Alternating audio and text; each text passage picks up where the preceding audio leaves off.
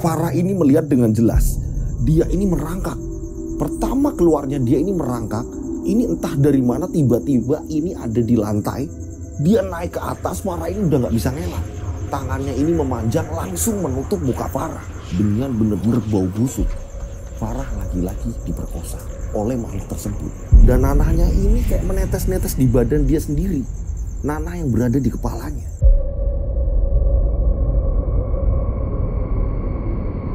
Assalamualaikum warahmatullahi wabarakatuh. Kembali lagi bersama saya Rian Agus Widodo.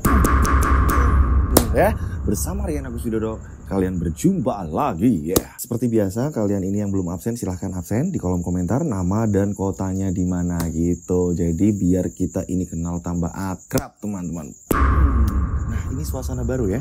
Jadi karena kebetulan ini ada tempat baru, saya pengen nyoba podcast di luar ini gimana sih rasanya. Ini sebenarnya ada di luar nih, ada di luar. Terus kita ini di halaman rumah, terus kita bikin seperti ini, gitu teman-teman.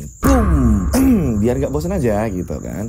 Oke, di sini ada sebuah kiriman cerita. Ini semuanya sudah disamarkan karena dari pengirim cerita ini minta Mas disamarkan semuanya. Oke, gitu. Jadi ini udah disamarkan semua. Jadi ada seseorang yang rela menubalkan dirinya sendiri hanya untuk menyelamatkan keluarganya. Nah, di sini ini keluarganya ini terhimpit hutang yang benar-benar bisa dikatakan kalau dibayar ini akan lama jaraknya gitu, akan lama dan membutuhkan waktu yang sangat panjang sekali. Nah, ini untuk mempercepat akhirnya dia ini mendatangi seorang dukun dan menubalkan dirinya sendiri hanya untuk sebuah pesugihan. Ini pesugihan apa yang dia lakoni? Kok bisa ada yang namanya pesugihan terus menubalkan dirinya sendiri? Kalian sudah penasaran semuanya? Tak perlu lama-lama lagi. Kita langsung saja menuju ke ceritanya. Ya ada di antara kita. Mereka ada di antara kita. Kita ada di antara mereka. Mereka ada di antara kita. Boom, boom, boom, boom. Seperti biasa, nama, tempat, tokoh disamarkan semuanya. Dari pengirim cerita ini meminta saya ini untuk menyamarkan semuanya, teman-teman. Nah, sebelum saya ini mau masuk ke cerita, ya kan, saya ini ada sedikit pengalaman. Saya ingat banyak yang DM masuk ke saya. Mas Dodo ini punya pengalaman mistis nggak sih? Gitu kan. Nah, kebetulan ya, jadi beberapa hari yang lalu, ini deket-deket di tempat saya, ini ada seorang anak kecil yang dimana dia ini bermain di sungai dan dia ini tidak pulang-pulang. Nah, keluarga ini kan panik nyari. Akhirnya salah satu dari warga setempat ya kan, ini menemukan baju-baju dia. Anak tersebut ini usianya ini kurang lebih 9-10 tahunan. Kelas 4 SD ya Mas Lutfi ya. Nah, pada saat itu ya kan, ini pagi-pagi saya ini sebenarnya ini mau ke tempat teman saya. Ya. Saat saya mau ke tempat teman saya ini melewatin jembatan. Nah, saat di jembatan ternyata ini orang rame penuh di situ. Banyak sekali orang di situ. Ada apa ini? Terus saya dengar ada warga-warga sekitar ini yang pada di situ ini mengatakan ada anak yang tenggelam. Ada bocah tenggelam. Nah, pada saat itu saya akhirnya sempat berhenti dan melihat gitu kan, karena pada saat itu lagi sedang pencarian. Dari tim SAR ini sudah melakukan pencarian. Pada saat itu saya lihat kurang lebih 1/4 jam setelah itu, karena saya memang ada acara dengan teman saya ada keperluan dengan teman saya. Akhirnya saya bilang sama Mas Lutfi, karena saya ini berdua nih ya sama Mas Lutfi, akhirnya saya ke tempat teman saya, ya kan. Jadi udah nggak menghiraukan kejadian tadi nih. Udah 15 menit dan saya ada keperluan juga gitu kan. Saya ke tempatnya teman saya. Nah, saat saya ke tempat teman saya, ya kan, saya tanya sama istrinya, ya kan. Saya tanya, Mbak, Masnya ada nggak? Oh, ini lagi ikut nyari anak tenggelam. Saya kaget kan. Lah, berarti yang tadi. Loh, emang siapa sih Mbak? Itu masih saudara sama temennya. Jadi ini teman saya ini punya teman. Nah, ternyata keponakan dari teman saya itu tadi. Jadi yang tenggelam, ya kan, ini rumahnya ini nggak jauh dari temannya saya. Hingga pada akhirnya saya kembali lagi ke tempat itu, tapi tidak lihat dari jembatan. Justru saya ini lihatnya ini langsung di bawah jembatan gitu kan. Saya lihatnya ini di pinggiran-pinggiran sungai. Di situ sudah banyak petugas, ada polisi-polisi juga banyak di situ. Nah, saya ke situ sama Mas Lutfi. Sembari ini saya mau ketemu sama teman saya, ini sekalian saya ini lihat apa sih yang terjadi sebenarnya dan kejadiannya ini gimana sih. Nah, nggak lama kemudian teman saya ini datang, ngobrol-ngobrol lah ya kan. Ngobrol nih. Di situ itu ada pohon-pohon bambu banyak banget di samping sungai, ya kan. Ini saat itu saya ini lagi ngobrol sama teman saya tanya, ini awalnya gimana kejadiannya gitu kan. Lutfi juga tanya kan, ini yang anak tenggelam itu bener gak sih? Iya bener. Ceritalah teman saya. Jadi di situ awalnya ini ada 3 orang anak, ya kan. Yang satu ini, dia ini pengen mandi di sungai. Nah, yang 2 ini mau pergi ngaji. Nah, yang satu yang pengen mandi di sungai ini udah sempat ngajakin mereka nih berdua. Tapi yang 2 ini nggak ikut. Dia tetap mementingkan untuk aku mau ngaji soalnya udah sore gitu. Terus udah nggak ada kabar lagi. Setelah pencarian ternyata baju si anak itu ada di situ gitu. Nah, saat kita lagi asik-asik ngobrol ya kan, saya lagi nanyain gimana kronologinya segala macam. Terus saya juga ngobrol tentang keperluan saya dengan teman saya tadi gitu kan ya. Ini tiba-tiba ini ada yang meremas jaket saya, ada yang meremas tangan saya. Saya kira awalnya saya pikir ada orang yang kenal saya dari belakang apa-apa gitu kan ya. Terus tiba-tiba mungkin mau nepuk pundak saya atau mungkin mau nyapa saya gitu kan ya. Ini ketika saya ngeliat ini nggak ada. Jadi perasaan saya ini kalau nggak teman saya berarti ini kayak ada hewan. Pada saat itu saya pakai jaket panjang, jaket jeans. Ini berasa diremas atau kayak dililit ular. Boom. Saya ini kaget banget. Nah, nggak lama dari saya, karena samping saya ini Mas Lutfi, ini sama ternyata. Mas Lutfi pikir ini ada apa, hewan apa atau segala macam apa. Dan ketika saya tanya sama Mas Lutfi, ini perasaan kamu ini kayak gini gak? Iya. Ternyata tangan kiri Mas Lutfi ini juga sama. Jadi kayak ada orang yang remes. Lah, di situ saya bingung kan. Nah, kata teman saya yang memang dia rumahnya ini juga nggak jauh dari sungai tersebut. Kata teman saya, dia bilang, iya di sini ada banyak orang ngomong kalau di sini ini tempatnya. Nah, memang ya kan ini udah pesan dari bapak ya kan, dari bapak saya, dari kakek saya, ini kalau mau ke tempat mana yang kita ini baru ke situ ya permisi lah atau segala macam. Nah, saya dan Mas Lutfi juga pertama ke situ juga udah permisi dulu gitu. Dan tidak ada niat yang gimana-gimana, mau gimana atau yang saya ini di situ cuma mau main atau apa enggak. Jadi saya ini memang mau ketemu teman saya dan kebetulan teman saya ada di situ gitu, teman-teman. Itulah pengalaman yang baru-baru ini ya Mas Lut ya. Pengalaman yang benar-benar saya pikir wah ini ada orang yang nyapa atau apa. Ternyata enggak ada sama sekali. Nah, itulah sedikit pengalaman saya tentang misteri ya. Jadi kemarin itu ada yang DM banyak ya, Mas Dodo ini pernah nggak sih ngalamin cerita horor atau apa segala macam atau ngalamin sendiri gimana cara? Nah, itu tadi ceritanya seperti itu. Itu pengalaman saya dan kita akan menuju ke cerita yang kiriman sekarang ini ya. Nah, jadi kita ceritanya ini ya kan. Ada seseorang kita sebut saja namanya Bu Yuli. Nah, Bu Yuli ini hidup dengan anaknya. Anaknya kita sebut saja namanya Farah. Akan tetapi si Farah ini dia ini maaf ya, tangan yang sebelah kanan ini ada kelainan. Ini lebih kecil dan maaf ya, ini agak bengkok tangannya. Jadi Farah ini dari kecil, ini kalau apa-apa selalu tangan kidal, tangan kiri. Nulislah, apalah. Karena yang lebih aktif ini tangan kiri justru malah. Berjalannya waktu hingga kini Farah ini sudah lulus SMA. Nah, bapaknya Farah, suami dari Bu Yuli ini sudah meninggal. Meninggalnya ini kena serangan jantung. Di sini, suaminya Bu Yuli ternyata ini meninggalkan hutang ini banyak sekali. Sangat banyak sekali. Suaminya Bu Yuli kita sebut saja namanya Pak Narto.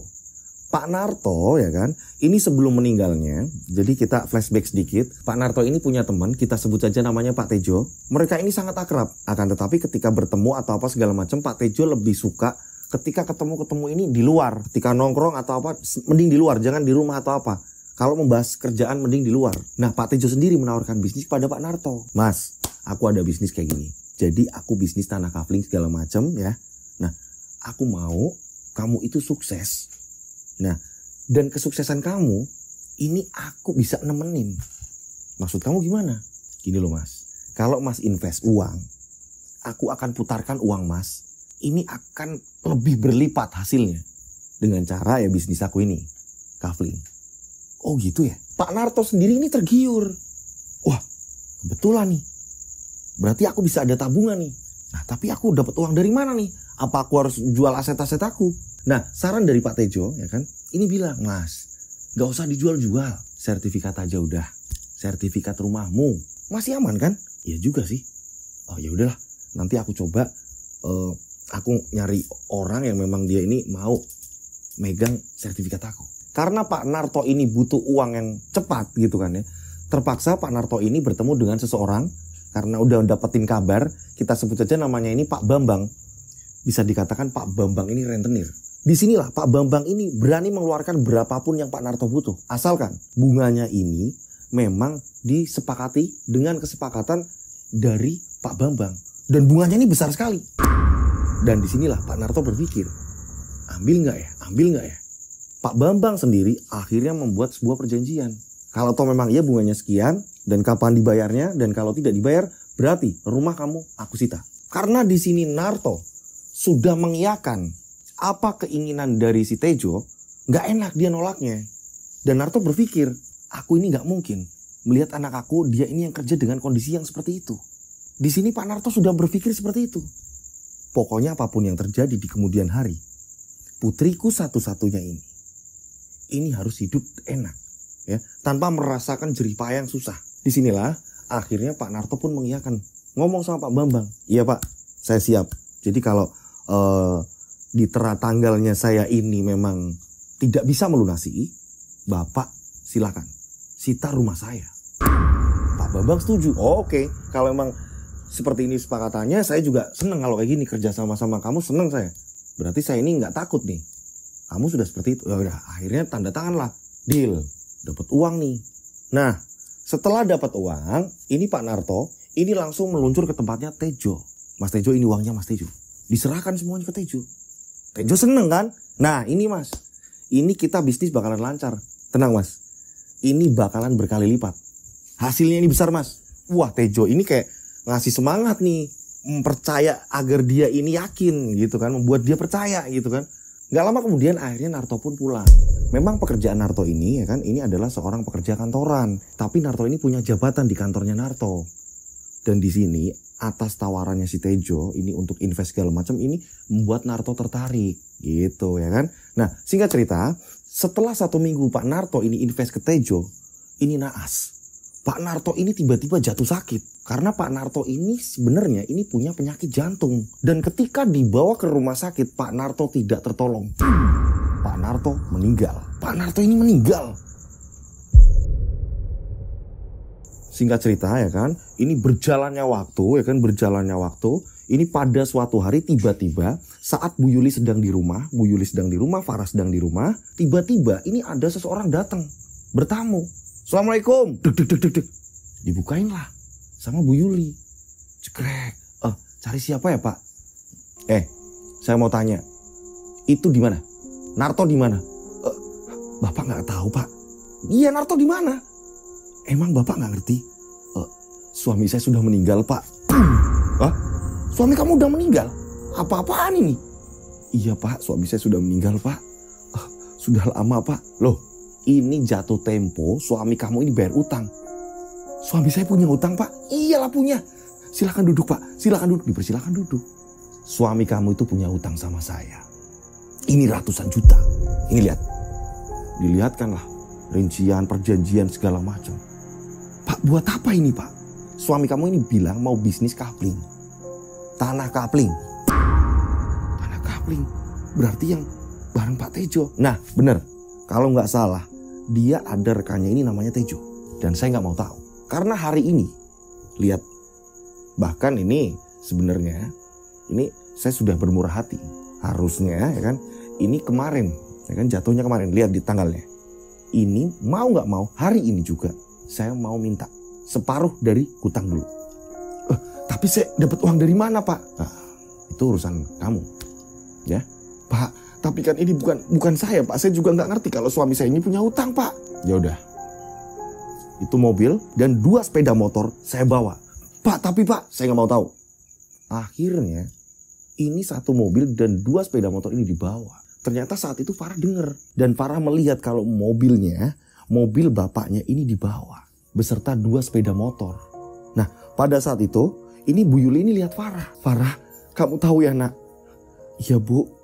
Maafin Farah juga ya Bu, bukan salah kamu Nak. Ibu juga gak ngerti kalau bapakmu ini punya utang seperti ini Nak.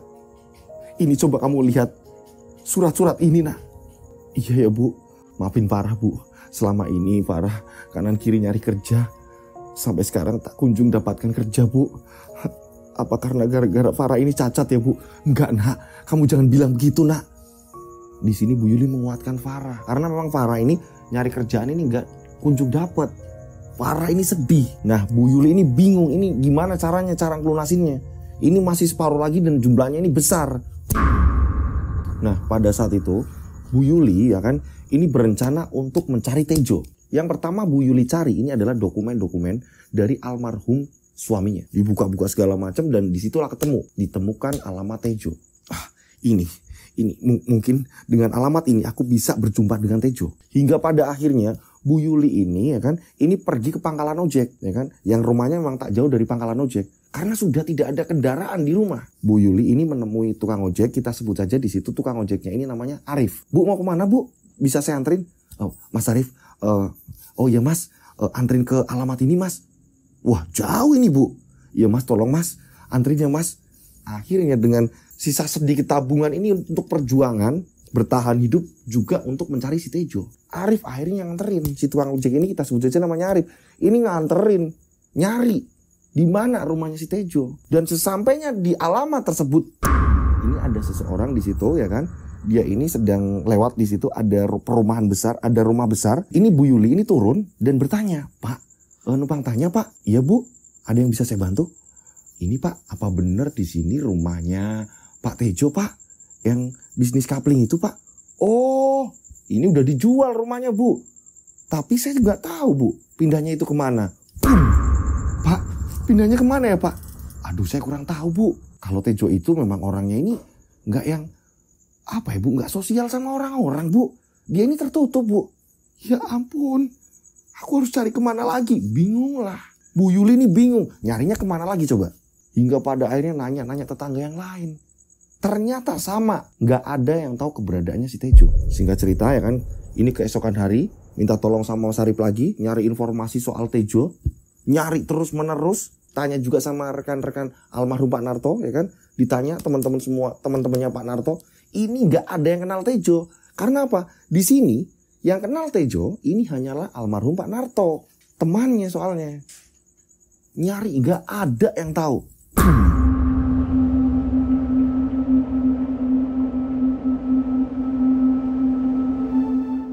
Pada saat itu ya kan, ini uang tabungan sudah tinggal tipis banget. Bertahan hidup pun mungkin hanya tinggal hitungan hari. Ini pencarian sudah memakan waktu lama sekali. Ya kan, udah muter-muter nggak temu yang namanya si Tejo. Hingga pada akhirnya ketika Arif ini nganterin sampai rumah ya kan, Bu Yuli ini duduk di teras sambil nangis. Arif sendiri ini nggak tega udah. Arif akhirnya bilang sama Bu Yuli, "Bu, ibu ini udah capek tenaga, capek pikiran, tapi tak ada hasil Bu. Saya tahu kondisi ibu sekarang seperti ini, tapi sebenarnya ini saya nggak tega minta uang ibu. Ya bener itu hak saya. Saya pun udah nggak tega lihat ibu. Iya Mas Arif, saya juga bingung harus cari kemana lagi dan uang saya memang udah mau habis Mas. Sementara saya hidup dengan anak saya, dengan kondisi anak saya yang seperti itu. Saya nggak mau kenapa-napa dengan anak saya. Saya bingung. Kenapa harus hidup saya ini sedih seperti ini?" "Bu, saya juga bingung kalau setiap menerima upah dari ibu. Saya ini gak tega karena seharian loh Bu kita ini. Kadang pulangnya ini jam 12 malam gak nentu. Ini mending kita tumben pulang jam 4. Karena ibu ini saya lihat udah kayaknya udah nyerah. Jam 4 sore baru kita ini sampai rumah. Biasanya kita sampai larut malam loh Bu. Jadi gini Bu, saya ini sebenarnya mau ngasih solusi. Tapi apa ya, ibu ini mau apa tidak? Apa tuh Mas, solusi apa? Jadi gini Bu, ibu datang ke alamat ini.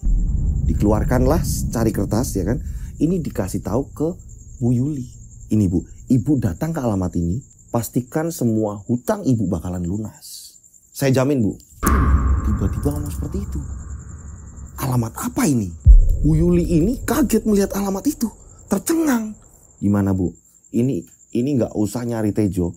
Hasilnya ini kalau ibu benar-benar mau ke alamat tersebut, ini ibu bakalan menjadi seorang, ini mungkin miliarder ibu, bisa jadi seperti itu Bu. Masa sih kamu bilang seperti itu? Itu yakin asli? Ah ibu ini, saya ini udah 2 kali nganter orang seperti itu. Berapa hari kemudian ya kan, ini tengah malam ya kan, Bu Yuli ini sedang tidur, ini tiba-tiba dia gelisah. Kalian pernah nggak ketika kita tidur ini kayak kalau di tempat kita ini kayak tidur ayam ya maksudnya. Jadi kebangun, ntar tidur lagi, dia gelisah, kanan, kiri, kelimpungan gitu, bingung gitu kan. Ini yang dirasakan Bu Yuli. Apa karena bajuku panas kali ya? Berapa kali Bu Yuli ini ganti baju? Kayak udah ngerasa gerah terus. Nah pada saat keberapa kalinya Bu Yuli ganti baju, ini tiba-tiba di pojok kamar. Ini tiba-tiba Bu Yuli ini mendengar ada sesuatu. Suara apa ini? Bukannya aku di kamar ini sendirian. Bu Yuli ini langsung membelokkan badan. Dan ketika Bu Yuli ini membelokkan badan, boom, Bu Yuli kaget. Ternyata yang datang ini adalah almarhum Pak Narto. Dengan pakaian serba putih ya kan. Ini mukanya pucat. Ini sambil menggeleng-gelengkan kepala. Pak Narto benar-benar seram di situ. Seramnya ini mengisyaratkan seolah ini kamu jangan berbuat konyol. Ini seolah kayak menyerukan kamu jangan aneh-aneh. Pada saat itu Bu Yuli ini ketakutan. Mas, kamu. Hantu Pak Narto tadi ini hanya geleng-geleng. Dan gak lama kemudian bentuk wujud dari Pak Narto tadi ini tiba-tiba hilang. Kamu masih di rumah mas. Kamu masih di sini mas. Bu Yuli ketakutan. Singkat cerita, hari yang ditentukan Pak Bambang untuk Bu Yuli melunasi ya kan. Ini dikasih kesempatan sama Pak Bambang ya kan. Ini tiba-tiba Pak Bambang datang. Assalamualaikum, dibukain. Bapak silakan duduk Pak. Gimana? Udah ada uangnya? Yang sebagian udah ada uangnya. Pak, maaf Pak. Saya ini, ini nih. Lagu lama. Ini lagu lama kamu kayak gitu. Mana uangnya? Pak, beri saya kesempatan Pak. Mungkin 2 minggu lagi. Mungkin baru saya akan bisa nggak bisa. Kalau 2 minggu nggak bisa. Saya kasih waktu 1 minggu. Kalau dalam 1 minggu kamu nggak bisa ngembalikin. Ini rumah beserta isinya. Ini bakalan saya sita. Saya ambil. Ngerti kamu? Bu Yuli ini benar-benar nangis di situ. Memohon-mohon. Tapi Pak Bambang tetap minta 1 minggu harus lunas. Ratusan juta kok. Hingga pada akhirnya Pak Bambang pulang. Tiba-tiba ya kan. Keesokan harinya ini subuh-subuh ya kan. Subuh-subuh ini Bu Yuli ini tiba-tiba keluar rumah. Farah ini bingung. Ibu kemana? Kok pagi-pagi udah pergi? Dan ternyata kepergian Bu Yuli ya kan. Kepergian Bu Yuli ini berhari-hari. Farah hidup sendiri. Dengan kondisi yang seada-adanya. Beras sudah menipis segala macem. Farah ini mau nyari ibunya ini kemana? Gak ada kendaraan. Jauh dari saudara. Bingung si Farah ini. Ibu kemana ya? Farah bingung. Farah menjelang tidur, ini Farah ini gelisah memikirkan ibunya ini kemana nih, gitu kan. Farah sebelum tidur ya kan, ini Farah sempat melihat jam dinding, juga Farah ini sempat melihat kalender. Bengong, sudah lama ibu ini juga. Baru saja Farah ini memejamkan mata. Gak lama kemudian tiba-tiba Farah ini merasakan ada yang menggerayangi tubuh Farah. Saat Farah ini membuka mata, boom, Farah kaget. Ternyata ini ada makhluk besar, ini berkepala botak pelontos, tapi di bagian kepalanya ini penuh dengan luka-luka koreng yang benar-benar penuh nanah. Farah ini benar-benar bingung di situ. Farah nggak bisa nahan. Saat itu juga makhluk itu ya, yang benar-benar wujud mukanya ini udah hancur, ini menyetubuhi Farah. Ini muka Farah ini ditutup dengan tangan. Dan tangan ini benar-benar baunya ini busuk minta ampun. Pada saat itu Farah ini sampai pingsan. Farah ini pingsan. Ini keesokan hari. Farah ini benar-benar pengen cerita ke siapa. Dan buat jalan saja. Farah ini sakitnya minta ampun. Farah ini bener, maaf ya. Ini di bagian ini ya. Ini jadi kelaminnya Farah ini sakitnya minta ampun. Buat jalan ini sakit sekali. Farah bingung, aku mau cerita sama siapa. Sedangkan di rumah gak ada ibu. Farah hanya bisa menangis. Keesokan harinya Farah ini hanya bisa meratapi kesedihan. Ternyata hal seperti itu terulang-ulang kembali. Di beberapa hari kemudian, ini tepat di malam hari, makhluk tersebut muncul lagi. Bahkan makhluk tersebut, Farah ini melihat dengan jelas. Dia ini merangkak. Pertama keluarnya dia ini merangkak. Ini entah dari mana tiba-tiba ini ada di lantai. Dia naik ke atas, Farah ini udah gak bisa ngelak. Tangannya ini memanjang langsung menutup muka Farah. Dengan benar-benar bau busuk. Farah lagi-lagi diperkosa oleh makhluk tersebut. Dan nanahnya ini kayak menetes-netes di badan dia sendiri. Nanah yang berada di kepalanya.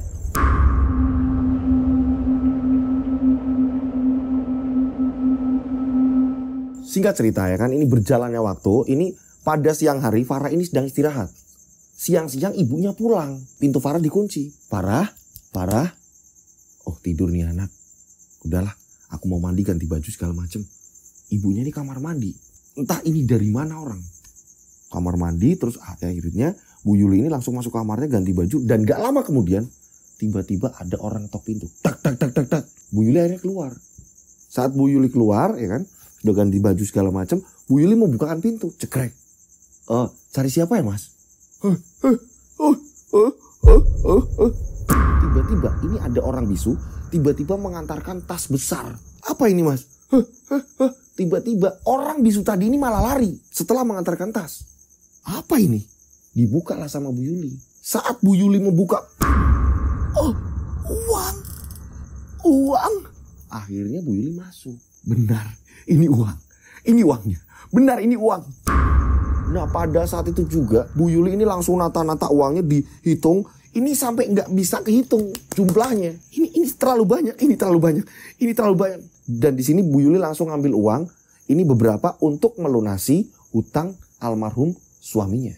Bu Yuli langsung datang ke tempatnya Pak Bambang, minta diantar si Arif. Setelah datang ke tempat Pak Bambang kaget. Loh, udah ada uang tak? Iya Pak. Dan ini bunganya. Sudah lunas. Saya tidak mau kamu ke tempat saya lagi. Nah gitu toh. Kalau kayak gini aku senang nih. Mau utang lagi Bu? Enggak. Di sinilah Arif juga senang. Karena apa? Bu Yuli ini juga memberikan uang kepada Arif. Saat itu juga Bu Yuli ini justru malah khilaf. Di rumah kan ada anaknya. Udah lama gak jumpa gitu kan ya. Di sini malah Bu Yuli ini ngomong sama Arif. Arif, ada pembantu gak? Kira-kira buat ini asisten rumah tangga di tempat saya. Biar ngurusin Farah lah. Oh ya Bu, nanti saya carikan. Ternyata bener, si Arif ini nyariin pembantu. Sebut saja namanya Bu Umi. Pada saat itu Bu Umi langsung diajak ke tempatnya Bu Yuli. Farah ini diajak ngobrol. Farah, nanti Bu Umi ini akan menjaga kamu. Juga akan membersihkan rumah kita. Jadi keperluan kamu segala macam nanti Bu Umi yang bantu kamu ya. Nah ibu ini mau kemana lagi? Ibu ada urusan ya. Udah, kamu tenang aja udah. Nah anehnya ternyata ya kan. Ini karena sering dekat dengan Arif. Mereka ini kayak orang pacaran. Karena Arif ini juga, maaf ya, di sini Arif lebih muda. Dan di sini selalu kalau bepergian ini sama Arif. Sampai membeli mobil di situ. Membeli mobil, Arif tidak diperbolehkan ngojek. Justru Arif ini kayak jadi supirnya. Tapi supir kok mesra. Terus menerus seperti itu. Foya-foya hidupnya jadinya. Boom. Singkat cerita akhirnya Farah pun akrab dengan Bu Umi. Bu Umi pun sedih melihat Farah ini sendirian di rumah. Bu Umi gak tega kalau Bu Umi mau pulang. Farah tak tinggal yo. Bu Umi apa gak tidur sini Bu? Enggak lah, Bu Umi ada urusan. Gak enak sama keluarganya Bu Umi. Nanti aja gampang ya. Nah akhirnya memang Bu Umi ini disuruh di situ. Tapi memang gak boleh nginep sih, sama dari keluarganya ini gak boleh nginep. Jadi hanya Bu Umi ini kerja, nanti pulang jam 11 malam gitu, hanya seperti itu. Dari pagi sampai jam 11 malam. Seperti itu. Nah hingga pada suatu ketika ini Farah bilang sama Bu Umi. Bu Umi, nanti sore ini ada teman saya. Teman saya ini mau ngajak saya keluar. Mungkin saya ini akan nginep di tempat dia Bu Umi. Karena ada sesuatu hal yang penting Bu Umi. Oh gitu ya. Terus ini rumah gimana? Bu Umi sekali aja Bu Umi. Bu Umi jagain rumah. Akhirnya Bu Umi nurut. Farah ini pergi. Entah pergi sama temennya. Ini kemana? Sebut saja nama temennya ini adalah Citra. Pergilah sama Citra. Udah dijemput Citra nih. Pergi. Nah Bu Umi ini di rumah sendirian. Bu Yuli kok gak pulang ya? Non Farah kok gak pulang-pulang? Hari sudah malam nih. Di sini Bu Umi ini bingung. Bu Yuli ini belum pulang-pulang. Ya kan? Terus menerus larut malam. Farah juga gak pulang-pulang. Apa bener dia nginep? Apa gimana? Gak ada kabar. Pada akhirnya karena Bu Umi ini takut kenapa-napa di rumah itu. Bu Umi akhirnya sempat menutup pintu. Ngunci pintu, Bu Umi ini sempat pulang dulu. Bu Umi pulang, setelah itu balik lagi ke situ. Mungkin pamitan atau apa, Bu Umi pulang. Pulang lagi lah ke rumah si Farah. Ya kan? Setelah itu Bu Umi nonton TV. Pada saat itu ternyata Bu Umi ketiduran di depan TV. Bu Umi ketiduran di depan TV, tiba-tiba Bu Umi mendengar suara ada ketukan pintu. Dek dek dek dek dek. Dek dek dek dek dek dek dek dek dek dek dek. Bu Umi ini berpikir, oh ini mereka udah pada pulang ini mungkin. Kalau enggak Bu Yuli berarti Farah. Bu Umi bangkit. Saat Bu Umi bangkit, ini jalan ke depan ya kan, ke depan. Ini mau membuka pintu, ini saat Bu Umi membuka pintu, cekrek. Bu Bumi kaget, nggak ada siapa-siapa, hanya tiupan angin. Terus Bumi bingung, ini ada siapa ini? Ditutup lagi sama Bumi. Saat Bumi nutup, ini tiba-tiba di ruang makan deket dapur di bagian belakang, ini Bumi dengar dengan jelas, ini kayak ada orang aktivitas lagi makan. Jadi kayak sendok garpu, ini mengenai piring. Kenting, kenting, kenting, kenting. Ada siapa? Emang ada kucing? Mana ada di sini kucing? Bumi bingung. Hingga pada akhirnya Bumi yang penasaran, Bumi jalan kaki. Jalan kaki menuju di mana sumber suara itu, yaitu ada di dapur, di ruang makan. Bumi jalan. Pada saat Bumi sampai di dekat ruang makan, Bumi kaget. Bumi melihat dengan jelas makhluk yang berkepala pelontos tadi, yang benar-benar mengeluarkan nanah koreng, ya kan? Ini dia sedang mengencingi meja makan. Meja makan itu ada isinya makanan segala macam. Ini dikencingi makhluk tersebut. Bumi ketakutan melihat makhluk itu. Anehnya kakinya ini menyerupai katak. Jadi kalian pernah lihat katak ya kan? Jadi dia ini kayak penyelam kayak gitu kakinya. Mirip seperti itu. Bisa dikatakan ini makhluknya ini bentuk hampir kayak katak. Dan kepalanya ini pelontos, gak ada rambut sama sekali, tapi dipenuhi koreng dan nanah. Pada saat Bumi yang ketakutan, Bumi berusaha membaca doa. Dan pada saat itu makhluk tersebut ini melihat Bumi. Ini seolah makhluk tersebut mengisyaratkan kamu gak usah ikut campur.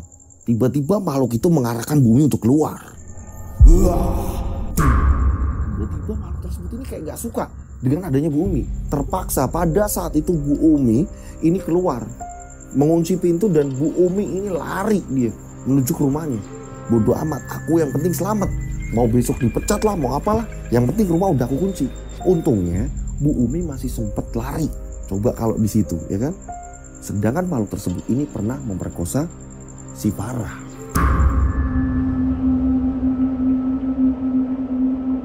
Nah, singkat cerita, ini keesokan harinya, ya kan?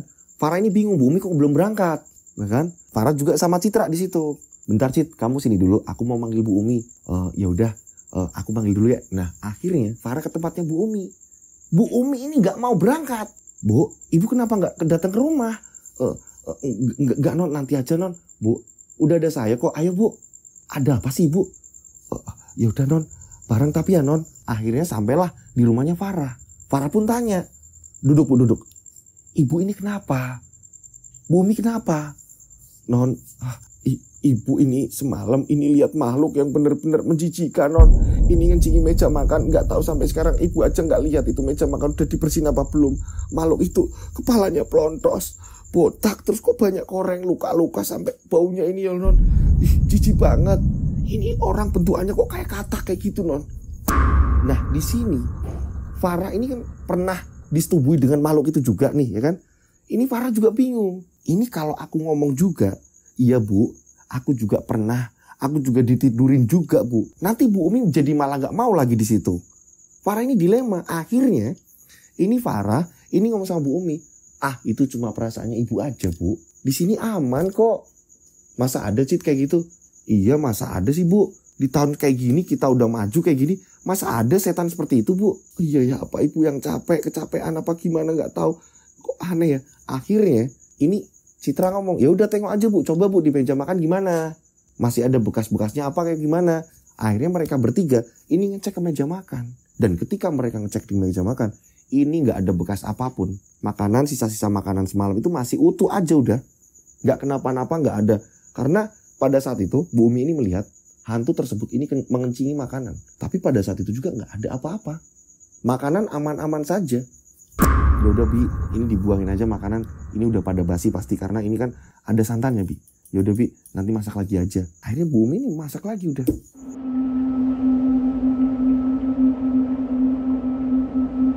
Pada suatu ketika siang hari ini, Farah ini ngajak Bu Umi, Bu, ayo Bu ke pasar Bu, beli apa gitu Bu?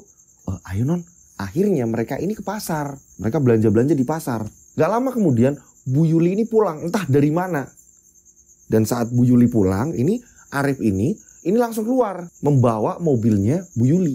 Pada saat itu juga karena memang Bu Yuli ini memang dia punya kunci rumah ya kan, punya kunci rumah juga. Bu Yuli ini buka kunci rumah, terus setelah itu ke dapur dia bikin kopi. Dia bikin kopi, duduk-duduklah di teras. Dan memang perhiasannya ini udah banyak sekali. Mungkin sengaja atau enggak ya kan. Ini saat itu Bu Yuli ya kan. Ini kayak seolah memamerkan.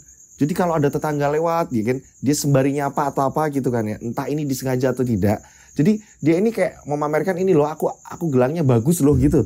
Nah saat itu juga ya kan. Ini lagi ngopi. Saat berapa tegukan kopi. Tiba-tiba di sini Bu Yuli ini kejang-kejang.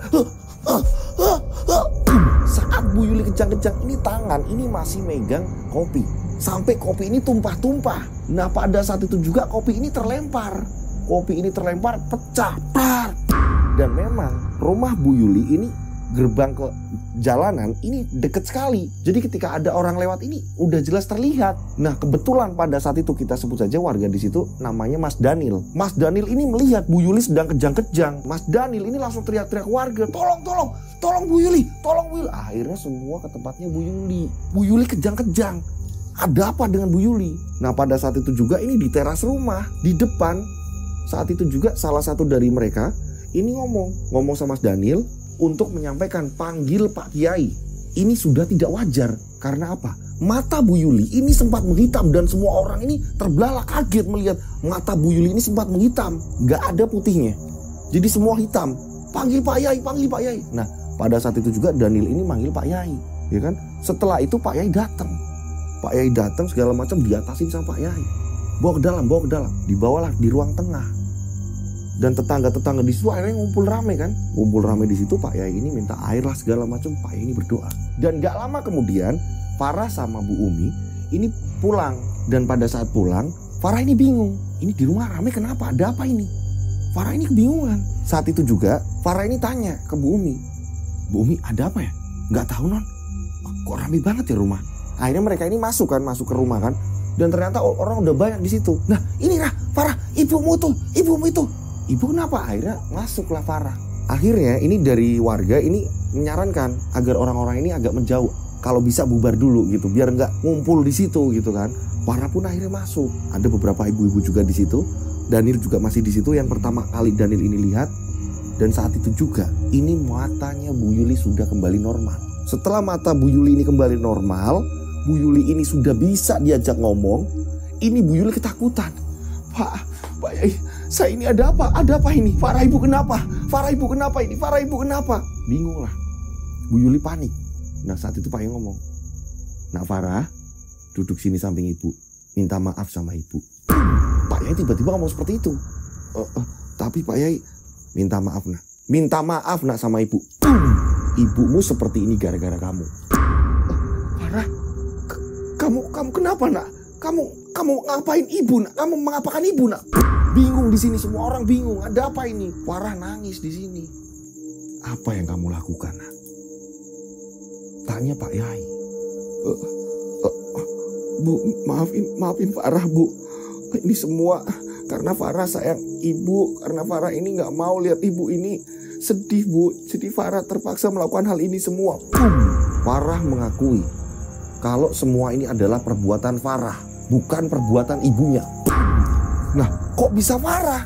Kok bisa Farah yang melakukan ini semua? Ada apa ini? Kita flashback. Kita tarik mundur ceritanya. Jadi, saat Arif itu dia nganter-nganter Bu Yuli, pada saat itu Arif kan kasihan, ya kan, kasihan sama Bu Yuli. Nah, Arif kan sempat menawarkan, Bu, kalau mau pengen cepet lunas, datang ke alamat ini. Ini manjur. Dan ternyata yang ditunjukkan Arif ke Bu Yuli itu adalah alamat tempat dukun pesugihan. Nah saat itu juga ya kan, ini ternyata Farah ini mendengarkan obrolan itu. Farah ini di balik tembok, dia ini tahu, dengar dan jelas tahu banget alamat yang disebutkan. Ini Farah ini dan Farah ini langsung menulis, menyalin alamat itu. Nah di sini Bu Yuli kan memang nggak mau. Aku nggak mau, hanya tercengang, bingung. Dan Bu Yuli kenapa nggak mau? Karena dia sudah didatangi suaminya, almarhum suaminya yang menampakkan diri di pojok kamar. Seolah suaminya itu di situ mengisyaratkan bahwa jangan pernah melakukan hal konyol. Dan ternyata Farah ini mengajak Citra temennya. Awalnya Citra nggak ngerti. Citra yang nggak ngerti akhirnya ini diajak Farah ke tempat alamat tersebut. Citra kaget. Tapi mau berbuat apa lagi? Udah sampai tempat situ dan Citra ini memang nggak bisa nolong uang, ya terserah Farah gimana. Akhirnya si Farah ini ngomong sama mbah dukunnya. Dan di sini Citra ini sempet yang namanya ngasih modal pertama untuk beli segala macam ugo rampe atau mahar segala macam yang disiapkan oleh dukunnya. Di sini dukun bilang, apakah kamu sanggup? Kalau kamu sanggup, apapun yang terjadi ketika suatu malam dengan tanggal yang telah ditentukan, dia datang menyetubuhi kamu, jangan pernah berontak dan jangan pernah melawan. Pasrah. Farah nggak ngerti apa yang akan datang, siapa yang akan datang. Kalian ingat waktu Farah sebelum diperkosa oleh makhluk itu, makhluk yang parah banget itu, Farah ini sempat lihat kalender. Apakah malam ini? Disitulah ternyata yang datang adalah makhluk yang benar-benar mengerikan sekali menyetubuhi Farah. Nah, lewat disitulah Farah ini ternyata yang lelakon pesugihan, nggak mau melihat ibunya sedih. Nah, ibunya di sini ini anehnya ya kan, ketika sudah melunasi hutang, ketika menemukan uang di situ ya kan, dia kegirangan, ini uang dari siapa? Asal pakai, dan di situ ternyata udah timbul benih-benih cinta memang sama si Arif. Nah, disinilah Arif gampang banget untuk ngompor-ngomporin apa segala macem. Wah, orang udah punya uang ya kan, ini dimanfaatkan sama Arif. Sehingga mereka ini pacaran-pacaran aja, lupa sama si Farah yang ada di rumah. Jadi ini ceritanya unik ya, aneh sih menurut saya aneh. Harusnya kalau ini uang dari siapa, ini kan harus diperjelas dulu. Ini masa iya ada orang ngirimin uang segitu langsung, ya tapi ceritanya kayak gini ya, ya udah kayak gini aja ya Mas Lutfi ya. Masa iya ini langsung dipakai gitu kan, ngeri juga gitu kan ya. Dan yang nganterin juga, maaf ya, ini orangnya bisu, udah gitu langsung lari. Nah di sini ya kan, ini setelah melunasi segala macam, terus lupa sama anaknya segampang itu, ya kan? Apakah di sini Arif ini bermain atau segala macam gimana atau mungkin Arif ini juga kenal dengan dukun-dukun agar Bu Yuli ini dia tidak pulang dan terus cinta sama Arif, ya juga nggak ngerti. Nah itulah ceritanya ya kan. Kita flashback balik lagi, di mana Farah mengakui semuanya. Jadi selama ini adalah pelakunya Farah, bukan ibunya Farah. Ini demi keselamatan ibunya, awalnya seperti itu. Nah singkat cerita, ini berjalannya waktu, ini setelah ibunya udah sembuh gitu kan ya, udah saling memaafkan gitu kan ya. Kurang lebih 1 minggu kemudian, boom, pagi-pagi, ini Bu Umi datang ngepel segala macem. Ini Bu Yuli bilang sama Bu Umi, Bu, ini aku udah masak, Ibu udah ngepel kan, nanti sarapan bareng ya Bu, itu bangunin si Farah. Nggih Bu. Akhirnya Bu Umi ini bangunin si Farah. Non bangun non, sarapan. Ketika pintu dibuka cekrek, boom, non, Ibu, Bu. Bu Yuli kaget, ada apa Bu Umi? Bu, non Farah Bu. Bu Umi kaget, apa yang terjadi? Farah meninggal, maaf ya, ini dengan vagina yang hancur. Ini payudaranya, ini bener-bener berlubang yang sebelah kiri, maaf ya, ini yang sebelah kiri berlubang. Jadi kayak kecakar, kegaruk ini ya, ini sampai dalam. Dan di situ Farah ini meninggal dengan tragis, bener-bener tragis. Lidahnya ini menjulur. Wah, pada saat itu Bu Umi dipesenin sama si Yuli, jangan sampai warga tahu.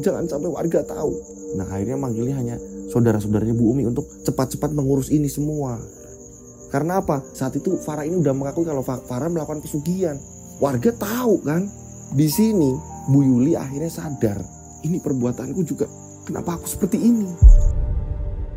Dan pada akhirnya Farah pun akhirnya dimakamkan. Gak tahu yang gimana ceritanya aslinya kan. Di bagian ini saya juga sedikit rancu. Setelah dimakamkan segala macam, ini Bu Yuli ini melihat Arif ini kayak udah biasa aja udah. Makanya saya bilang apakah ini ada unsurnya magic saat itu gitu. Ini melihat si Farid, melihat si Arif ini kayak biasa aja udah. Gak lama, gak butuh waktu lama. Ini tiba-tiba, ini rumah ini kayak cepet rusak. Dan beberapa perabotan ini tiba-tiba mulai dijual sama Bu Yuli. Bu Yuli jatuh miskin. Sudah tak bisa lagi untuk membayar Bu Umi kerja di situ. Bu Umi pun keluar. Hingga pada akhirnya Bu Yuli ini mendatangi Pak Yai. Dan Pak Yai bilang, ini ibu harus benar-benar dimulai dari nol. Harta-harta yang memang dari uang tidak halal, ini tidak akan membuat ibu ini hidup nyaman. Justru akan mencelakakan ibu. Itu uang dari mana? Ibu kan gak ngerti. Iya Pak Yai, saya pengen tobat. Saya juga malu dengan mengenakan kayak gini, seperti ini. Hingga pada akhirnya singkat cerita jatuh miskin. Dan setelah jatuh miskin, dengan uang seada-adanya. Ini akhirnya Bu Yuli ini nyewa kontrakan karena rumah udah kejual semua. Nggak tahu hancurnya kok bisa parah. Ini jalan berapa tahun ya kan. Ini akhirnya nyewa kontrakan, hidup di kontrakan. Ini tiap pagi hanya jual sarapan. Hingga pada akhirnya menikah lagi. Nah, setelah menikah di situ ya kan, di daerah itu, ini Bu Yuli ini cerita-cerita pengalaman gitu kan sama tetangganya, dan tetangga ini akhirnya ini cerita ke saya dan mohon disamarkan karena gak jauh dari rumahnya gitu. Itulah kisahnya, mudah-mudahan bisa menghibur kalian semuanya. Di sini ada edukasi baik, ambil, yang buruk dibuang gitu ya. Dan sekali lagi, yang namanya pesugihan ini gak ada yang namanya ini bakalan bagus, keren, beken gitu, enggak.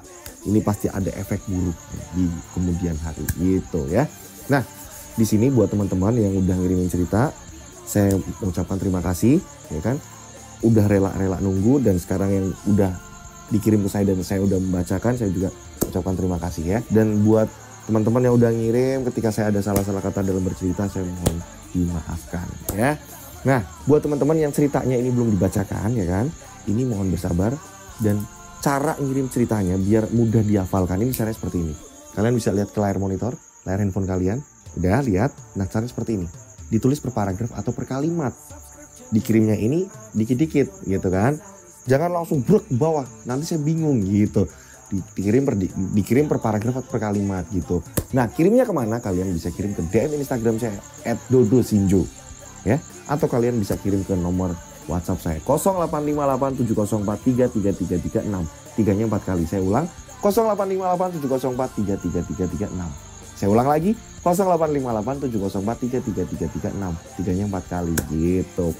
Akhirnya selesai juga ya. Mudah-mudahan penikmat channel Rian Agus Widodo ini selalu sukses, selalu banyak rezeki melimpah, dan yang belum dapat jodoh segera didekatkan jodohnya, dijauhkan dari mara bahaya ya. Sehat selalu, sukses. Akhir kata, saya Rian Agus Widodo mengucapkan wassalamualaikum warahmatullahi wabarakatuh. Yo Sky, mereka di antara kita. Ada di antara kita. Subscribe channel Rian Agus Widodo, kisah misteri. Ada di antara kita. Nyalakan lonceng, notif, tinggalkan komen, share. Mereka ada di antara kita. Mereka ada di antara kita. Kita ada di antara mereka. Mereka ada di antara kita. Mereka ada di antara kita. Mereka ada di antara kita. Kita ada di antara mereka. Mereka ada di antara kita.